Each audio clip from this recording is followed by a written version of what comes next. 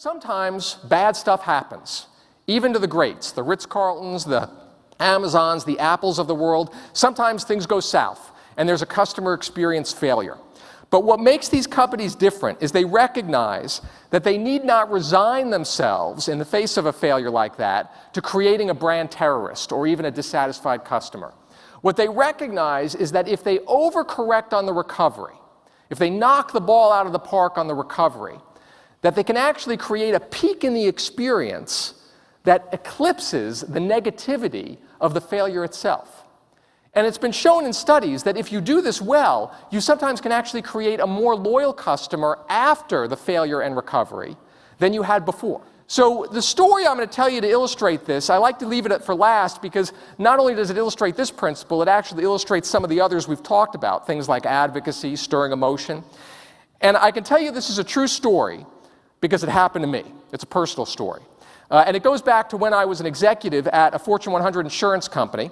This company, like I'm sure you're familiar with, some of your companies probably do it, each year they'd hold a big event for their top performing producers.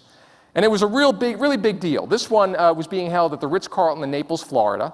The CEO was going to be there. The board of directors was going to be there. They had arranged a black tie formal dinner for one night of the event. With black tie dinners, for guys, it's easy. If you own a tux, you take it out of the closet. If you don't, you rent one. But for women, it's a lot more difficult. And my wife was actually accompanying me on the trip, and so she was stressing for weeks before, trying to find the perfect formal evening gown to wear to this black tie event. And she finally found something, and she bought it. She bought this dress. She bought accessories and some shoes to go with it. She came home. She was so excited. She was going to look beautiful at the black tie dinner. So the time came for the conference. We flew down from Connecticut, where we live, down to Naples, Florida. And we're unpacking our bags in our hotel room, and my wife discovers that her formal evening gown got all wrinkled in transit. So she sends it out to the Ritz-Carlton dry cleaning service. Well, it comes back the next day, and I kid you not, it's the size of a Barbie doll. Now, I am not a woman, but to hear my wife tell this story, this is the doomsday scenario. It does not get worse than this. This is even worse than showing up at the event and seeing somebody wearing the same dress. Because the event is just a few days away, and my wife has absolutely nothing to wear now, and she is freaking out with a capital F. So I call down to the Ritz-Carlton front desk, and I ask to speak to the hotel manager. He gets on the phone, and I explain to him the situation. And I'll never forget what he said to me. He said, "Mr. Picoult, I am going to take care of this for you." Now let's just pause there for a moment. How often is it when interacting with a business that you hear somebody take that level of ownership? Utter those words. Not just utter those words, but mean those words. Not just mean those words, but deliver on those words. But boy, did he deliver, because the next thing I know, he had arranged for a limo to pick up my wife and to take her to the local high-end shopping mall in Naples, where there were stores like Neiman Marcus, Saks, Nordstrom. And they had arranged for a personal shopper to greet her at every store, spend as much time as she needed to find a new formal evening gown. She was out all day. She finally found a gown she fell in love with at Nordstrom. She bought it. She bought some shoes and accessories to go with it. She came home, and she came back to the hotel room, and she was just thrilled. She felt so much better. She was excited for the event again. She was going to look beautiful.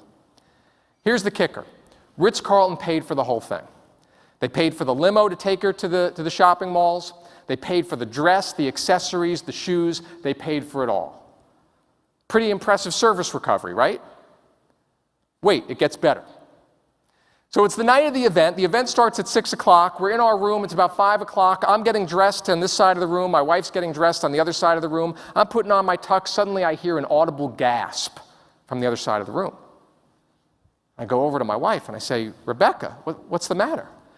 She points down to the bottom of her evening gown and says, "John, Nordstrom forgot to remove the anti-shoplifting ink cartridge. It's still on the dress." Well, quick-thinking husband that I am, I said to her, "Oh, Becca, don't worry about it. Nobody will notice it." She didn't buy that. She didn't buy that. So what do? I pick up the phone, I call to the front desk, I ask to speak to the Ritz-Carlton hotel manager. He gets on the line, I tell him what's going on. What does he say to me? "Mr. Picoult, I am going to take care of this for you." 20 minutes later, there's a knock on our hotel room door. I open it up. It's the Ritz-Carlton hotel manager, and there beside him is the Nordstrom employee who he summoned from the store with the ink cartridge removal device. The Nordstrom employee kneels down before my wife, clips off the ink cartridge. There's no hole in her dress. There's no ink spillage. We've got 20 minutes to spare. Pretty cool service recovery, wouldn't you say? Wait, it gets better. We go down to the event. It starts at 6. We're there a few minutes early. We find our table seating assignment, and we go and we sit down at our table. And I have my head down looking at the menu, deciding what I'm going to order that evening, and suddenly I hear clapping.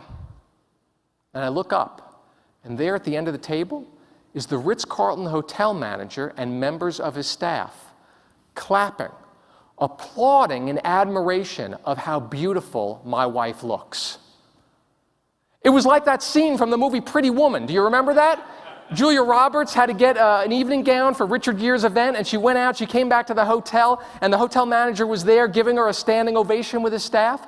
That actually happened to me and my wife. Pretty cool service recovery, right? That's the end of the story. It doesn't get better than that. But I don't just want this to be an entertaining tale for you. Here's what I want you to take away from it. I want you to think about what was going through the head of that Ritz-Carlton hotel manager. Because at some point in this process, he ceased to focus on the mechanics of the experience, the mechanics of the recovery. How do I fix Mrs. Picoult's dress? Or how do I get her a new one? At some point, he stopped focusing on that, and he started to focus on something along the lines of this. In light of the circumstances, how do I make Mr. and Mrs. Picoult feel special? And that must be when he came up with this brilliant idea to go down to the event with his staff and to give my wife a standing ovation. And it was sheer brilliance, because by virtue of doing that, he made sure that wherever in the world I go and I tell this story, I'm telling a story not about how Ritz-Carlton shrunk my wife's evening gown to the size of a Barbie doll. I'm telling a story about how Ritz-Carlton engineered the greatest service recovery in the history of the world. And I just add to the aura and legend around Ritz-Carlton. But here is my counsel to you. My counsel to you is that any day of the week, you and your colleagues can embrace the same approach as this Ritz-Carlton hotel manager, focusing not just on the mechanics of the experience you're delivering, but also thinking in terms of, how do I make my customer feel special? It makes all the difference.